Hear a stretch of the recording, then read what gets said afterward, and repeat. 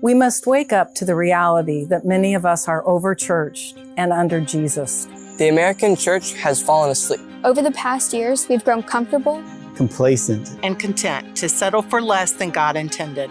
And the church has lost its focus on Jesus' mission and settled for political and cultural battles. We have exchanged God's plan for changing the world for a plan of our own. We strive for people to make decisions for Christ while never making disciples of Christ. It's no surprise that the church has been in a steady decline for the past 50 years and is losing the next generation.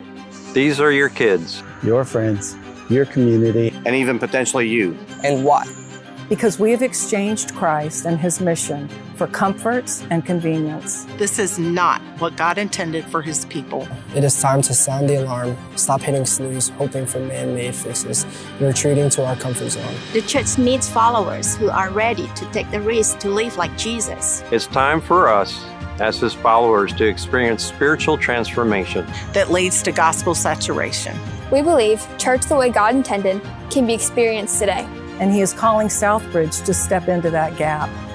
We are called to be catalysts of an unstoppable movement of God to reach RDU and ultimately the world for Jesus. In order for this to happen, we must be a church the way Jesus intended. We want to be a church that embraces the heart of the Great Commission and establishes a life-changing culture. We want to create relational environments where we can be intentional about moving towards spiritual transformation and gospel saturation. Jesus changes everything, and this is why we envision 100% of Southbridge members being intentional about their own spiritual growth and gospel saturation. We dream of a church. We dream of a church that's unstoppable because we enjoy God fully, live as a family, and take radical risks.